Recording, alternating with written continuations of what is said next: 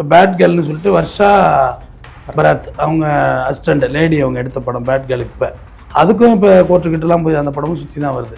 அதோடைய அது சின்னதாக ஒரு 2 நிமிஷம் அந்த ஃபஸ்ட் லுக் வெளியானுச்சு சமூக வலைதளத்தில், அதே வந்து நீக்க சொன்னாங்க அந்த படம். பேட் கேர்ளுக்கு வந்து அவர் இந்த ப்ரமோஷன் வீடியோ பேச உள்ளது அந்த வார்த்தையை சொன்னார். நான் கடையை மூட வேண்டியதான் போல இருக்குது, இது ஒன்றும் வேலைக்கு ஆகாது, இயக்குனருக்குள்ளே நிறையா சுதந்திரமாக இருக்குது, ஆனால் ப்ரொடக்ஷன் பண்ணக்குள்ள நிறைய கஷ்டமாக இருக்குது, நம்ம சின்ன பட்ஜெட் படம் எடுக்கிறாள், ஜட்ஜி பார்த்துட்டு எல்லாம் இல்லை இன்னும் கொஞ்சம் இவ்வளோ காட்சிகள் வெட்ட வேண்டாம், 2-3 காட்சிகள் தவிர மற்றதெல்லாம் வைங்கன்னு சொல்லி இப்போ முடிவு ஒரு வழியாக கரையே இருக்குது. சென்சார் போர்டுங்கிறது ஒரு மிகப்பெரிய வலதுசாரி சிந்தனை உடையவர்கள் அங்கே அதிகம் இருக்கிறாங்க. அவ்வளோ ஈஸி கிடையாது. சீசேகர் சென்சார் போர்டில் உள்ளவர் தான். பட் இப்போ அவர் வேறு இடத்துக்கு வந்துட்டாருன்னு வச்சுங்களேன். அதனால் எல்லாம் அங்கே இருந்தவங்க தான், எல்லா படத்துக்கும் அவங்க தான் உட்காந்து தணிக்கை குழு சென்சார் போர்டு பண்ணி வரணும். இப்போ இது யூஏ சான்று கொடுத்துருக்காங்க அந்த படத்துக்கு 16+. இன்னும் வெறும் வாங்கினா 18+. படமே வெளில வரல, அதோடைய ஒரு மையக்கரு அதே வந்து பேசு பொருளாயிட்டு. அவரே மேடையில் எதாவது சொல்கிறாரு, நான் கொஞ்சம் சொல்லிடுவேன், சொல்லிவிட்டா அந்த படத்தோட கதையே வெளில வந்துடும் அப்படின்றாரு. அவர் இவ்வளோ லெவலில் போயிட்டார். யாராக இருந்தாலும் வெற்றிமாறன் சொல்கிறதுக்கான ப்ரெசன்டேஷன். ரெண்டாவது அவர் லெஃப்ட் விங் யோசிப்பார், கம்யூனிசம் பேசுவார், இடதுசாரி சிந்தனை உடையவர், எளிய மக்களோட பின்னணியை காட்டுறவர். ஏன்னா ஒரு ஷார்ட் ஃபிலிம் ஒன்று எடுத்து போடுவாங்க, அதில் வந்து உட்காந்துருந்தார், ஜூடியாக உட்காந்துருந்தார். அப்போ வந்து ஒரு பையன் வந்து குப்பை பொறுக்கிட்டு இருப்பார், அவரை திட்டிட்டு யாரோ ஒருத்தர் பைக்கில் போயிடும், அடுத்த நாள் அவர் லேப்டாப்பே ஏதோ ஒன்று திருடுற மாதிரி ஒரு ஷார்ட் வச்சுருந்தார். அவர் இட்ஸ் நாட் குட். குப்பை பொறுக்கிறவங்க அவங்க வேறு, அவங்க வாழ்வியெல்லாம் வேறு, நீங்கள் இப்படி எடுத்துருக்கிறது ரொம்ப தப்பு, இது உங்கள் ஐடியாலஜியே தப்பு, இப்படி ஒரு வக்கரமான எண்ணம் உங்களுக்கு இருக்குது. குப்பை பொறுக்குனா அவன் திருடுவானா, எப்படி எடுத்தீங்க நீங்கள், அவங்க பிஸ்னஸே வேறு, குப்பை பொறுக்குவாங்க, அவன் வாழ்ந்துட்டு இருப்பாங்க, ஸ்டேவன் செய்கிறவங்க, நீங்கள் இப்படி எடுத்தது தப்பு, நான் பார்க்க முடியாது, தூக்கி எறிஞ்சிட்டாரு. நான் கூட சொல்லுவேன், எதிரியை அழிக்கணும்னா போய் கத்தியெல்லாம் எடுத்து நிற்காதரா, அவனோட எல்லா ஃபினான்ஸ் லிங்கையும் கட் பண்ணு, ஆட்டோமேட்டிக்காக அவன் 0 ஆகிடுவான். ஃபினான்ஸ் லிங்க் இருக்க வரைக்கும் தான் அவன் வளர்ச்சி. ஃபினான்ஸ் லிங்க் கட் ஆகிடுச்சுன்னா அவன் எப்படி அதுக்கு மாதிரி வளர முடியும்? அது ஒரு வெற்றிமாறன் ஷார்ட் ஃபிலிம் ஒன்றில் வந்து ஒரு எறும்பு மிதித்து கொள்கிற மாதிரி ஒரு ஷார்ட் வச்சுருப்பாங்க. அது நிஜ எறும்பா சிஜிவன் கேட்போம், நிஜ எறும்புன்றோம், ஐ டோன்ட் லைக் இட்டு தூக்கி எறிஞ்சிடும். உன்னோட படத்துக்காண்டி நீ இப்படி ஒரு எறும்பை கொள்ளுவேன், நீ தூக்கியாது மெனக்கெட்டு தானே கொண்டு இருப்ப, நீ க்ளோஸ் வச்சு தானே கொண்டு இருப்ப நீ அப்படின்னு சொல்லிட்டு இதெல்லாம் சரி வராது, தூக்கியாது. வித்தியாசமாக யோசிக்கிறது அவரோட கேரக்டர் கொஞ்சம் டிஃப்ரெண்ட்டாகவே இருக்கும். சொல்கிற விஷயங்கள், நல்லா இங்கிலீஷ் பேசுகிறாரு, லவ் பண்ணி கல்யாணம் பண்ணியிருக்காரு, எனக்கு பிடிச்ச மாதிரி RS பைக் முடிக்கிறவருக்கு நிறைய ஒற்றுமை. வெற்றிமாறன் சிமிலர் நிறையா. என்றைக்குமே வந்து எளிய மனிதர்களோட இருக்கிறவங்களுக்கு வெற்றி என்றைக்கும் கூடவே இருக்கும். வெற்றிமாறன் சார் கவலைப்படாதீங்க, எல்லோரும் இருக்கிறோம், உங்கள் படம் நல்ல மாதிரியாக வரும். நிம்மதி ப்ராப்பர்ட்டி மேனேஜ்மெண்ட், உங்கள் பழைய வீட்டை புதிய வீடாக மாற்றலாம் வாங்க. வாய்ஸ் ஆஃப் தமிழ்நாடு பார்வையாளர்களுக்கு வணக்கம். இன்றைய சிறப்பு நேர்காணலில் நம்மோடு இணைந்திருப்பவர் வழக்கறிஞர் திரு தமிழ்வேந்தன் அவர்கள். சார் வணக்கம். சார் வணக்கம். சினிமா துறையில் வந்து ஒரு பிரபலமான முன்னணி இயக்குனராக இருக்கிறவர் வந்து வெற்றிமாறன் அவர்கள் தேசிய விருதெல்லாம் வாங்கியிருக்காரு. அவர் வந்து ஒரு நிறுவனம் வச்சுருக்கார், ப்ரொடக்ஷன் நிறுவனம் வந்து. அதில் வந்து அவர் என்ன சொல்கிறாரு, இப்போ வந்து சமீபத்தில் அவர் வந்து பேட் கேர்ள் இப்போ ஈவெண்ட்டுக்கு வந்து அவர் என்ன சொல்கிறாரு, என்னுடைய தயாரிப்பு நிறுவனத்தை வந்து நான் மூடிட்டு போயிடலான்னு இருக்கேன் அப்படின்னு சொல்லிட்டு சொல்கிறாரு. இந்த தணிக்கை வந்து சென்சார் போர்டு வந்து இது நான் இதுமாரி சமூக நலன் கருதி எடுக்கிற படங்களில் வந்து இந்த காட்சி நீக்குங்க அது இதுன்னு சொல்லிட்டு சொல்கிறாங்க. இது வந்து கடையை மூட்டி தான் சாத்தணும்னு சொல்கிறாரு. அவர் ப்ரொடக்ஷன் கிராஸ் ரூட் ஃபிலிம் அதான் அவர் வச்சு எடுத்தது. அவர் இயக்குனராக அறிமுகமாகி பொல்லாதோன்னு நினைக்கிறேன், அதுலேருந்து அறிமுகமாகி இன்றைக்கி வரைக்கும் பெரிய டைரக்டர் ஆகிட்டார். ஷார்ட் பீரியடு, ஷார்ட் கொஞ்சம் படத்துலேயே எல்லா படமும் ஃபில்டராக எடுத்து வெளியே விட்டார். படங்கள் நிறையா தயாரிச்சிருக்காரு. இடையில விசாரணையில் அவர் ப்ரொடக்ஷன் தான் போல இருக்குது. காக்கா முட்டை தான் அவ்வளோ ஒரு ஆகச்சிறந்த தேசிய விருது வாங்கின படம் குப்பையில் கிடந்துச்சு. அதை எடுத்தாந்து கோபுரத்துக்கு கொண்டு வந்தார். நிறைய படங்கள் தயாரித்து அந்த நிறுவனங்கள் தயாரிச்சிருக்கு. அதில் ஆல்ரெடி மனுஷின்னு ஒரு படம் பெண்டிங் 2022 எடுத்த படம். கோபி நயினார் அவர் உங்கள் அறம் படம் எடுத்த டைரக்டர், அது பெண்டிங்லேயே இருக்குது, சென்சாருக்குள்ளேயே தான் சுற்றிக்கிட்டு இருக்கு. அதுக்கும் கோர்ட்டுக்கு போயிடுறாங்க. இப்போ பேட் கேர்ள்னு சொல்லிட்டு வர்ஷா பராத் அவங்க அசிஸ்டண்ட் லேடி அவங்க எடுத்த படம் பேட் கேர்ள். இப்போ அதுக்கும் இப்போ கோர்ட்டுக்கிட்டலாம் போய் அந்த படமும் சுற்றி தான் வருது. அதோடைய அது சின்னதாக ஒரு 2 நிமிஷம் அந்த ஃபஸ்ட் லுக் வெளியானுச்சு சமூக வலைதளத்தில், அதே வந்து நீக்க சொன்னாங்க அந்த படம். பேட் கேர்ளுக்கு வந்து அவர் இந்த ப்ரமோஷன் வீடியோ பேச உள்ளது அந்த வார்த்தையை சொன்னார், நான் கடையை மூட வேண்டியதான் போல இருக்குது, இது ஒன்றும் வேலைக்கு ஆகாது, இயக்குனருக்குள்ளே நிறையா சுதந்திரமாக இருக்குது, ஆனால் ப்ரொடக்ஷன் பண்ணக்குள்ள நிறைய கஷ்டமாக இருக்குது, நம்ம சின்ன பட்ஜெட் படம் எடுக்கிறாள், நாங்கிட்ட கடன் வாங்கி ஒரு படத்தை உருவாக்கிறோம், ஆனால் இது இவ்வளோ பிரச்சனைக்கு உரியாக இருக்குது. ஏற்கனவே மனுஷி போய் 2022 உள்ளே போய் கிடக்க அந்த படம் வெளியே வரல. கடைசியாக இப்போ தான் ஒரு அடியாக போட்டு அடிச்சு ஜட்ஜெல்லாம் பார்த்து சில காட்சிகள் 24 காட்சிகள் என்னமோ வெட்டியிருக்காங்க இப்போ பேட் கேர்ள்னு நினைக்கிறேன். அதெல்லாம் ஜட்ஜி பார்த்துட்டு அதெல்லாம் இல்லை இன்னும் கொஞ்சம் இவ்வளோ காட்சிகள் வெட்ட வேண்டாம், 2-3 காட்சிகள் தவிர மற்றதெல்லாம் வைங்கன்னு சொல்லி இப்போ முடிவு ஒரு வழியாக கரையே இருக்குது. அதான் அவரும் சொல்கிறாரு, இத்தோடு நானும் படம் எடுக்கிறது நிறுத்திக்கிறேன், மனுஷி படத்தை ரிலீஸ் பண்ணி 2 படம் ரிலீஸ் ஆகட்டும், அதுக்கு மேலே நான் படம் எடுக்கலை அப்படின்றது அவருடைய ஒரு தாட் ப்ராசஸ். ஏன்னா அவருடைய தாட் ப்ராசஸ் பார்த்திங்கன்னா விடுதலையெல்லாம் வேறு லெவல் படம், நான் மாற்றுக்கிறதே கிடையாது. சும்மாலாம் சொல்லக்கூடாது. சும்மா நம்ம ரவுடிசத்தை ப்ரொமோஷன் பண்ணி வட சென்னை இதெல்லாம் எனக்கு அதெல்லாத்தையும் ஒரு சாதாரண கமர்ஷியல். ஆனால் விடுதலை வந்து ஒரு மிகப்பெரிய ஆகச்சிறந்த ஒரு நூல். அது கலியபெருமாள் ஐயாவோட கதை. அது தமிழரசா டி.ஏ. தோழர் தமிழரசா இவங்களோட கதை. அது விடுதலையான ஒரு மாபெரும் படைப்பு. ஆடுகளம் ஒரு சேவலை வச்சு ஒரு கதை கிரியேஷன். வெற்றிமாறனோட ப்ரெசன்டேஷன் வந்து எக்ஸ்ட்ரானரி. அது தான் அவர் இவ்வளோ லெவலில் போயிட்டார். யாராக இருந்தாலும் வெற்றிமாறன் சொல்கிறதுக்கு காரணம் ப்ரெசன்டேஷன். ரெண்டாவது அவர் லெஃப்ட் விங் யோசிப்பார், கம்யூனிசம் பேசுவார், இடதுசாரி சிந்தனை உடையவர், எளிய மக்களோட பின்னணியை காட்டுறவர்.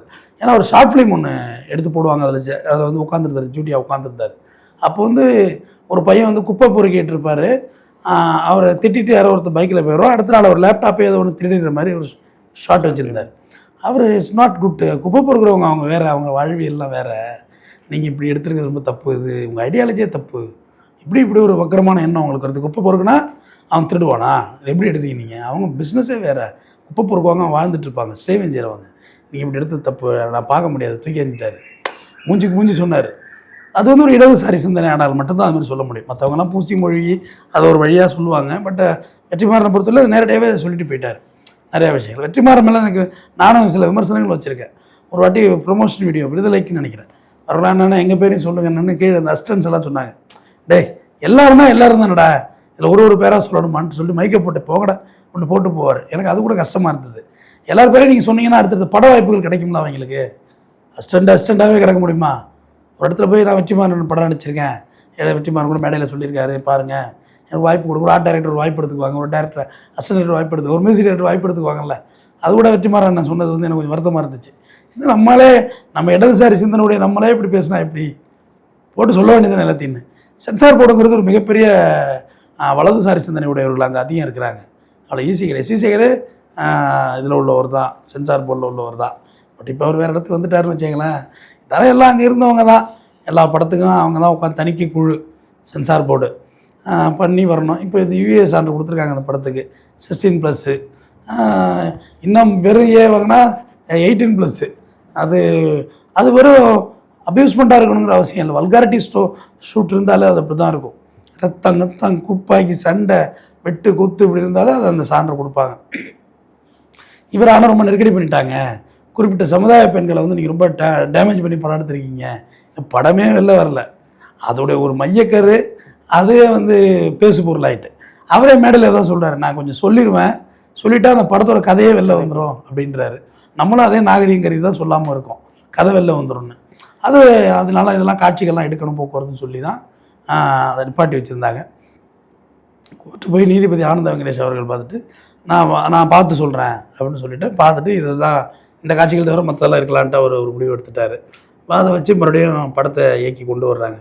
படம் இயக்குதல் என்பது வணிக ரீதியில் பாதிக்காது, நம்ம டைரக்டர் தான்.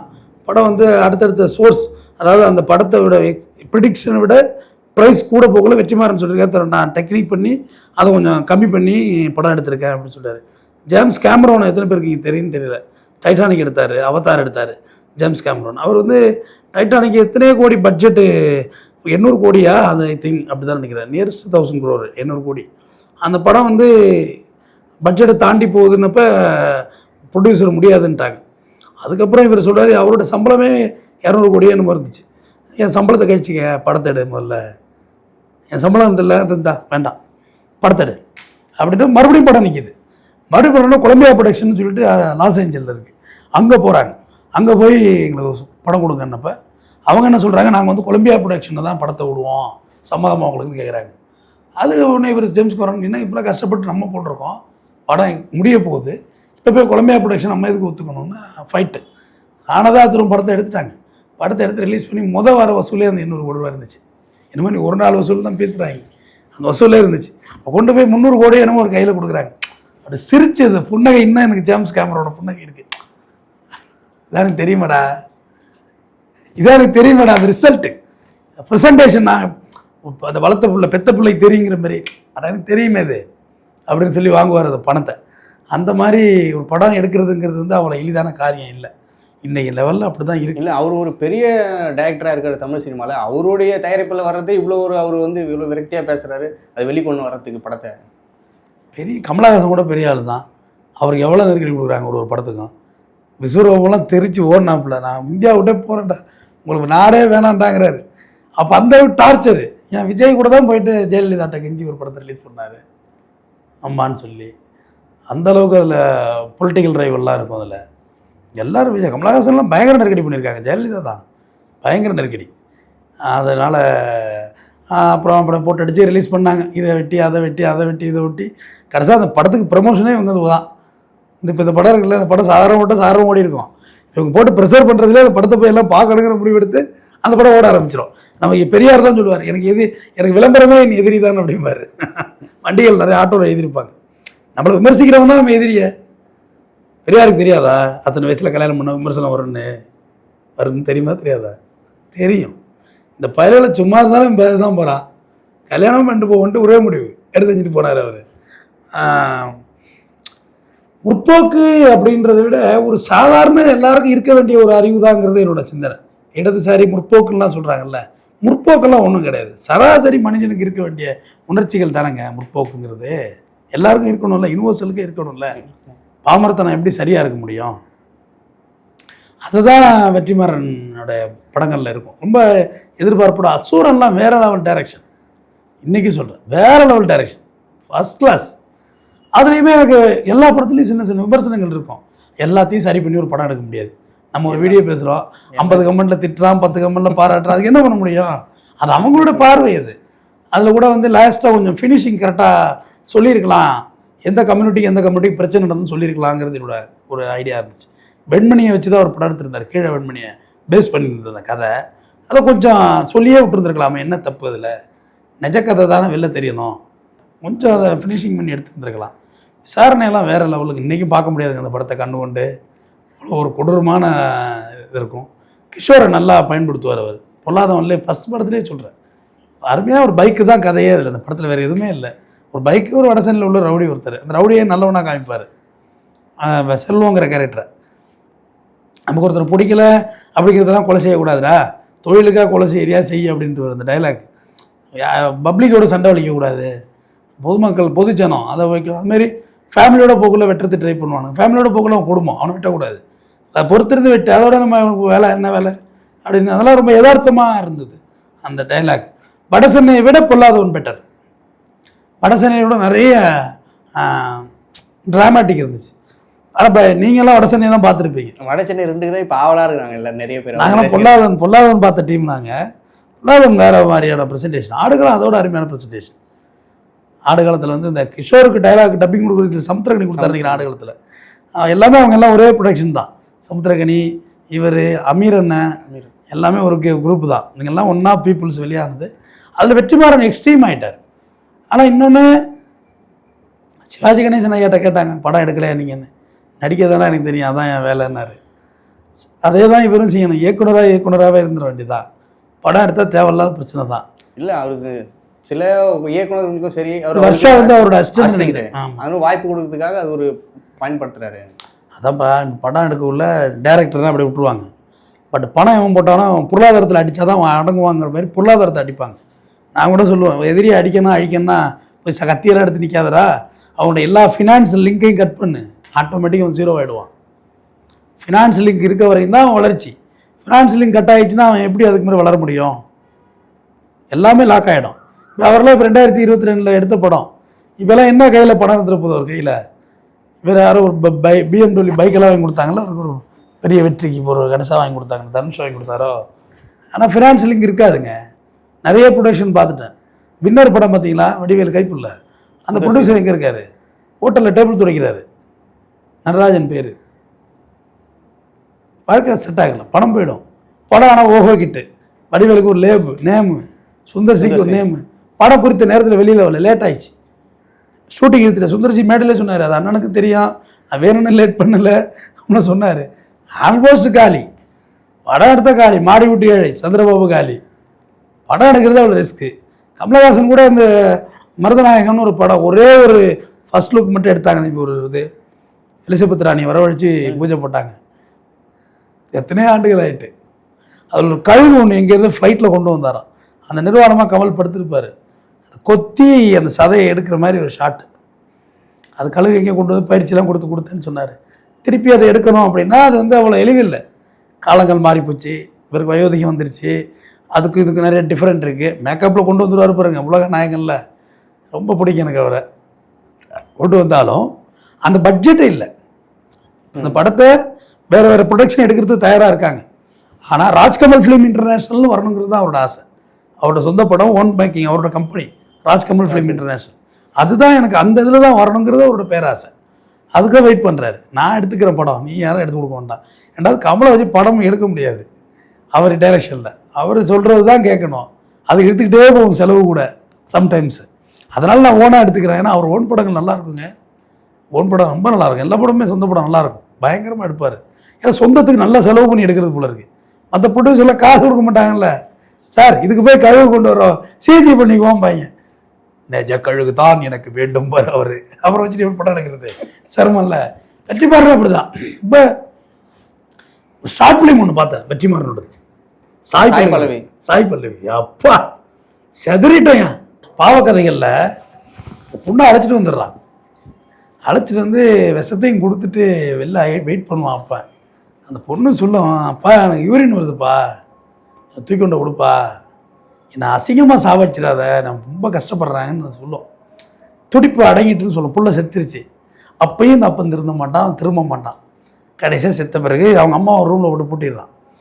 செத்த பிறகு எப்பா கலப்பு திருமணத்துக்கு செத்த பிறகு திண்ணையில் ஒரு கிழமை உட்காந்துருப்பான். முடிஞ்சுதுட்டு அந்த கிழமை எழுந்து போகிற ஷாட் வச்சுருப்பார். அவன் போயிட்டான், அவனுடைய ரோல் முடிஞ்சுது. ஆனால் உன் பொண்ணு செத்துருச்சு. கடைசியாக கோர்ட்டில் வந்து அவங்க அம்மா வந்து சாட்சி சொல்லணும். கடைசியாக அவங்க அம்மா பொண்ணு செத்ததுனால கொஞ்சம் குழப்பிட்டாங்க அப்படின்னு சொல்லி அதோட முடிச்சிடுவாங்க. அப்பாடியோ ரொம்ப நம்ப முடியாத ஒரு, எப்படி சொல்கிறது, ரொம்ப ரியாலிட்டியாக இருக்கும். கடைசியாக கூட கார்ட்டூன் போட்டு முடிக்கிறார் அந்த படத்தை. நான் கூட சில ஷார்ட் ஃபிலிமுக்கு எண்டு எப்படின்னு யோசிச்சு வச்சுருந்தேன். இது ஒரு நல்ல ஐடியா கிடச்சிது எனக்கு. இப்படி முடிச்சிடலாம், கார்ட் போட்டு முடிச்சிடலான்னு. அந்த கதையை கண்டிப்பாக யார் பார்த்தாலும் மனசை இறங்கிடும். இவ்வளோ வலிகளோட இருந்த கதை அது. ரொம்ப பெயினாக இருக்கும். நான் காஞ்சிபுரம்னு சொல்லி ஒரு படம் பார்த்தேன், பட்டு கதை. அதுக்கு அழுதுருக்கேன் பயங்கரமாக. ஷார்ட் ஃபிலிமில் அழ வச்சது. சில படங்கள் ஆளை உளிக்க எறிஞ்சிடும். அந்த படம் பார்த்திங்கன்னா அப்படி தான் இருக்கும். இதுவும் அதே மாதிரி தான். இதான ஒரு முழு நீளப்படத்துக்கான கதை அது. யாராவது படம் எடுக்க விரும்புகிற அசிஸ்டன்ட் டைரக்டர்ஸ் இந்த கதையை முழு படமாக்கிடலாம். அப்படியே இந்த கவின் ஆனவக்குள்ள இந்த மாதிரிலாம் கோகுல்ராஜ் மேட்ரு இப்படி 4-5 இருக்குல்லப்பா, 4-5 அப்படி தூவி ஒரு எல்லாத்தையும் ஒன்றா போட்டு ஒரு குழம்பு வச்ச சூப்பராக வந்துடும். ஃபஸ்ட் கிளாஸாக எடுத்துடலாம் படம். நல்ல கதை. நான் அது ஸ்கிரிப்டு எல்லாருக்கும் தோணி இருக்கும். கதை வந்து படம் எடுத்து பிடிச்சோன்னே இதுதான் கதை அப்படின்னு ஈஸியாக சொல்லுவோம். எல்லாருக்கும் எல்லா கதையும் தெரியும். ஆனால் அதை திரை வடிவமாக கொடுக்குறதுலாம் வெற்றி இருக்குது. அதான் வெற்றி மாறல். திரை வடிவமாக்கணும். திரைக்கதையை தான் ஸ்க்ரீன் பிளே.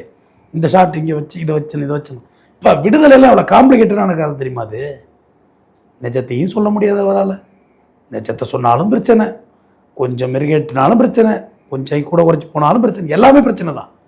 கவர்மெண்ட்டையும் சாட்டிஸ்ஃபேக்ஷன் பண்ணணும், படத்தையும் எடுக்கணும், நடிக்கையும் வைக்கணும். அதெல்லாம் காடு கரை அதில் வச்சு எடுக்கணும். விஜய் சேதுபதியை நடிக்கவும் வைக்கணும்.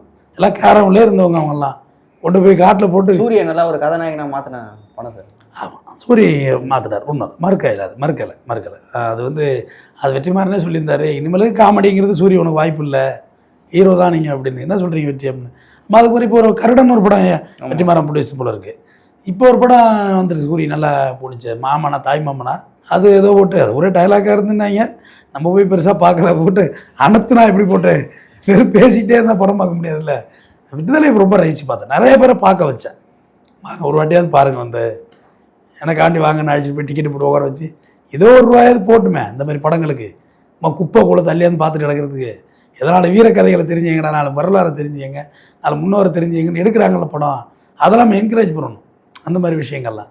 வேறு இந்த கேப்டன் பிரபாகரன் விஜயகாந்த் படம் ரிலீஸ் ஆயிருந்தது, போய் பார்த்துட்டு வந்தோம் நாங்கள். வரலாம் அது எதுக்குன்னா கிட்டத்தட்ட ஒரு 34 வருஷத்துக்கு முன்னாடி ஒரு மேக்கிங் எப்படி இருந்தது, செல்வமணியோட மேக்கிங். இன்றைக்கி அந்த படம் பார்க்குற மாதிரி இருக்குது. கொஞ்சம் டைலாக்கெல்லாம் தலைவருக்கு லென்த்தாக இருக்குது அப்போ விஜயகாந்துக்கு. அதெல்லாம் கொஞ்சம் ட்ரிம் பண்ணி கொஞ்சம் ஸ்டடி பண்ணோம். ஃபஸ்ட் கிளாஸாக இருக்கும் அந்த படம்லாம். இன்றைக்கும் ஓடணும் ஒரு நாள். அன்றைக்கி அவ்வளோ பெரிய வெற்றி அந்த படம்லாம். அதனால் வெற்றிமாறன் வந்து வெற்றிமாறன் யாரோட assistant? Balu Mahendra sir assistant. பாலாவும் Balu Mahendra assistant தான். யாருமே வேணா போல, எல்லாருமே எல்லாம் ஆர்கோ மண்டையன் தான், எல்லாம் சைக்கோ தான். எடுக்கிறது பூரா எல்லாம் படுபயங்கரமாக இருக்கும். எப்படா யாரை கொல்ல போகிறான்னு தான் பார்க்கணும். பாலா படத்தில் யாரை கொல்லுவாங்க, இந்த கேரக்டரையா, இந்த கேரக்டர், ஏதோ ஒரு கேரக்டர் செதற போகிறான்னு பார்த்தா நம்ம செதறிடுவோம். ஆனால் ஒரு படைப்புங்கிறது அப்படி தான் இருக்கணும். தேட்டர் விட்டு காரெல்லாம் ஸ்டார்ட் பண்ண முடியாது, மாறி ஆகிடும், மூச்சு விட முடியாது, ப்ரீத் அவுட் ஆகும், பைக் எடுக்க முடியாது, சாவி எங்கே இருக்குது, டோக்கன் எங்கே விட்டோம்னு தெரியாது, ஒரு நில குலைஞ்சி போகிறதுன்னு சொல்லுவாங்கள்ல, அந்த மாதிரி பாலாவால் எடுக்க முடியும். வெற்றிமாறனும் சேம் அதே பேட்டர்ன் தான். விடுதலையெல்லாம் கூட கடைசியாக எல்லாரும் ரொம்ப டைலாக் போட்டு எடுத்துட்டாங்க. இதை விட ஸ்கிரிப்டியாக கொடுக்க முடியாது. தத்துவங்கள் தான் வழி நடத்தும், தலைமை முக்கியம் இல்லைன்னு சொல்லுவார். தத்துவம் ஒன்றை வழி நடத்தும். அதேமாதிரி அது கம்யூனிஸ்டாக இருந்தால் தான் அந்த கண்ணு தண்ணி வரும். நீ எத்தனை பேருக்கு இங்கே தெரியும், நீ தோல் மேலே போடுற துண்டு, காலில் மாட்டிக்கிற செருப்பெல்லாம் ஒன்று மாரி எத்தனை தோழர்களுடைய போராட்டத்தில் கிடைச்சதுன்னு யாருக்குமே உணர மாட்டாங்க. நம்ம வீட்டு வாடகை கூட கொடுக்க முடியல அப்படின்னு ஜனங்க பார்த்துப்பாங்க, கவலைப்படாது அப்படின்னு சொல்லுவார். ரொம்ப யதார்த்தமாக குளிச்சுட்டு சோப் போட்டுக்கிட்டுக்குள்ளே அந்த ஷார்ட் வைப்பாங்க, ஜனங்க பார்த்துப்பாங்க அப்படின்னு சொல்லி. அதே மாதிரி இவர் விடுதலையில் நிறைய சீன் அந்த மாதிரி இருக்கும். ஒவ்வொரு கடைசியாக அந்த கிளைமேக்ஸில் அவங்க பண்ணுற ட்ராவல், அவங்க எல்லாம் சுடுறது, அவரை ரொம்ப கேவலமாக அந்த பாடியை ட்ரீட் பண்ணுறது, அது எல்லாமே ரொம்ப வலி நிறைந்த இருக்கும். அதெல்லாம் நிஜமாக நடந்தது. வாசாத்தி சம்பவம்லாம் நீங்கள் படிச்சிங்கன்னா அது உங்களுக்கு தெரியும். வீரப்பனுக்கு பிடிக்க போன ஸ்பெஷல் டீம் நிறையா அதுமாரி அட்ராசிட்டிலாம் பண்ணியிருக்காங்க. அதுதான் வீரப்பனுக்கு போலீஸ் மேலே அவ்வளோ ஒரு வெறுப்பு. போலீஸ்னாலே கொன்ற வேண்டியதான், அவனை விடக்கூடாதுங்கிற மாதிரி ஒரு மனநிலை வீரப்பன் வந்துச்சு. வீரப்பனும் உங்களை மாதிரி என்ன மாதிரி சாதாரண மனுஷன் தானே, ஏன் காட்டுக்குள்ளே போனாங்கிறது புரியணும்ல. கொடுத்த டார்ச்சர் தானே, அட்ராசிட்டி தானே. இங்கே நெருக்கடி உங்களை மலைவாழ் மக்களை ரொம்ப படுத்திடுவாங்க தம்பி. ஷெட்யூல் ட்ரைப்ஸ் இருக்காங்களா, அவங்க ரொம்ப படுத்திடுவாங்க. மலைவாழ் மக்கள் படிப்பு இருக்காது, எல்லாத்துக்கும் கீழே வரணும், கடத்தலுக்கு வரணும், காட்டுக்குள்ளே என்ன வேணுமோ அவங்கள பண்ணலாங்கிற ஒரு மனநிலை. வாசாத்தியெல்லாம் நீங்கள் கேஸ் படிச்சிங்கன்னா தெரியும். வாசாத்தி அதெல்லாம் சேம். இங்கே குள்ளஞ்சாவடி ஸ்டேஷன் அட்டாக்கு, அதில் அந்த படத்தில் அந்த சீன் வச்சுருப்பாங்க. போய் வெட்டுவார் தெரியுமா, யார், விஜய் சேதுபதி. வெட்டி இவன்ட்டா பேச்சுன்னு கழுத்து பிடிச்சா இருப்பார் பாருங்க. அதெல்லாம் குள்ளஞ்சாவடி ஸ்டேஷன் அட்டாக். அது அதெல்லாம் நீங்கள் வரலாறு பிடிச்சிங்கன்னா தெரியும். அந்த ஒரு பொண்ணு ரேப் பண்ணி நடந்து வரும்ல, ஒன்றுன்னு சட்டையை போட்டு அடிச்சுட்டு வருவார். அது எல்லாமே அந்த குள்ளஞ்சாவடி அந்த அதெல்லாம் நீங்கள் படிச்சிங்கன்னா நிறைய அந்த வரலாறு தெரியும் உங்களுக்கு. அந்த ஏரியாக்கள் ஏன் அப்படி மாறினுச்சு. இன்றைக்கி நான் சொல்கிறேன், ஒருத்தர் கொலை செஞ்சுட்டு ஜெயிலுக்கு போகிறான்னா, அவன் கொலை செஞ்சுட்டு போகிறான்னு தான் நீங்கள் பார்க்குறீங்க. ஏன் அவன் கொலை செஞ்சான், அவனுடைய என்ன நடக்குது அவனுக்கு லைஃப்பில், எல்லாரும் நம்ம மாரி இருக்கல, ஏன் சிறைக்கு போனாங்க அப்படின்னு நீங்கள் யாருமே யோசிக்கிறது இல்லை. சிறைவாசிகளை ரொம்ப நான் ஆழமாக கவனிப்பேன். எதனால் இது நடந்திருக்கும், ஒருவேளை இது இல்லைன்னா இது இருக்குமோ. கெத்து வெத்துன்னு பண்ணுறது வேறு, ஆனால் அந்த கெத்து இல்லைன்னு புரிய வைக்க யாரும் இல்லை. கெத்துக்காக பண்ணணும்னு சொல்கிறேன். ஏன் கெத்துக்காக ஏன் பண்ணான் அவன் யாரும் இங்கே புரிய வைக்கிறது இல்லை. அது ஒரு வெற்றிமாறன் ஷார்ட் ஃபிலிம் ஒன்றில் ஒரு எறும்பு மிதித்து கொள்கிற மாதிரி ஒரு ஷார்ட் வச்சுருப்பாங்க. அது நெஜ எறும்பா சிஜிவன்னு கேட்பாங்க. நெஜ எறும்புன்றோம், ஐ டோன்ட் லைக் இட்டு தூக்கி எறிஞ்சிருவோம்.